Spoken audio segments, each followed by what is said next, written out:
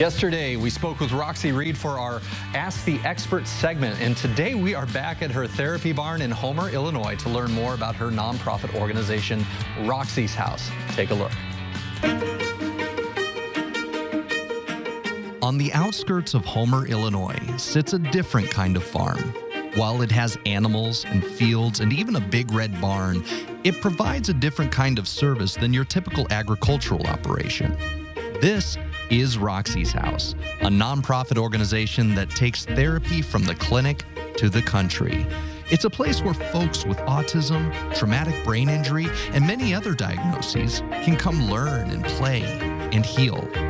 The process takes place under the professional oversight of Roxy Reed, a veteran speech-language pathologist.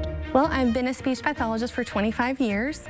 So I spent many years working in Chicago, in the south side of Chicago. So it was very, very urban. And I loved working with those children who were at risk for literacy and learning issues there in poverty, in areas of poverty and low socioeconomic status. We worked with those children for many years. And then I worked in brain injury in hospitals. Traumatic brain injury was a specialty of mine. And then when I returned to Danville, which was my hometown, I provided services in the Head Start. So I focus on preschoolers. So I kind of had 25 years of experience in schools and hospitals and more traditional settings for speech therapy.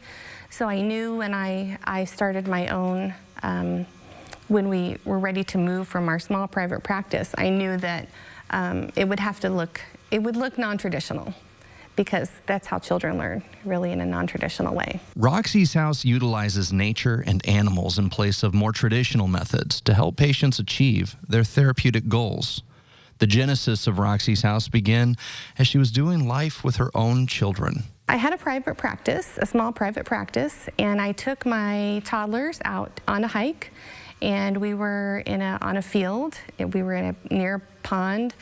And I just noticed how much easier it was when we were in nature, that everything that was kind of a struggle inside of the walls of a clinic became really, really easy when children were motivated in a natural environment. And I had the help of nature and animals and the butterflies and the trees to help with the goals that I was working on with the kids in speech therapy. Over time, the farm has become home to a host of therapy animals, each with their own unique personality. So the animals that typically participate in therapy are our potbelly pigs, which Humphrey and Effie are the two main potbelly pigs.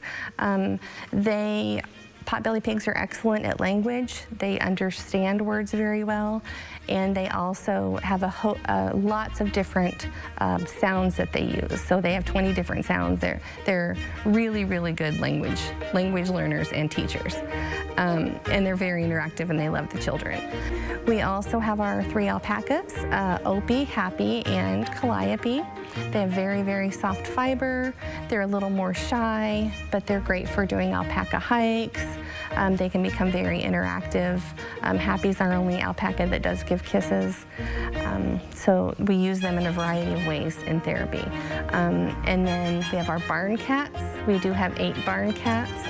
So they help us in many ways. One, we got them to help with mice, but they ended up helping the children a lot and becoming great. Some of them are a lot more friendly than others. Skunk is our main barn cat, and he provides a lot of interaction in therapy too. We have a turkey named Walter who is in an enclosure.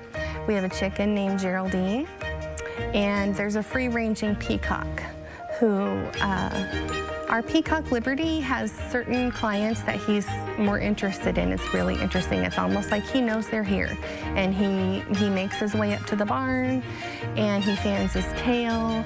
The other day, him and one of our children were kind of gently chasing each other in circles out in the yard of the barn, which is pretty amazing if you know how wild peacocks typically are. They're not like chickens who will sometimes sit on your lap. A peacock is a little more elusive and hard to engage with, but Liberty is becoming, quite a little therapy animal.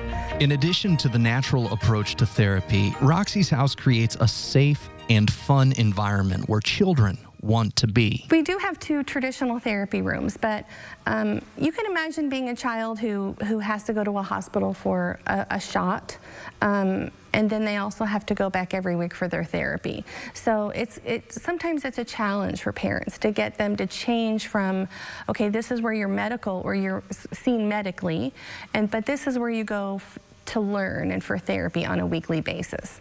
And I really wanted families to feel like you come here to be healthy. This is a healthy place and you actually are healthy. Just because you're autistic or you have a communication delay doesn't mean that you're sick in any way. So they come here, they feel very excited about being here. They don't dread it. They jump out of the car and they run to the barn. They even do this when it's 10 degrees. They don't always want to be in the clinic where it's warm, but we're year-round, so. Roxy's House is a nonprofit organization, and if you are interested in donating, supporting, or volunteering, or if you're interested in the services they offer, we're going to connect you to all the details over on our website.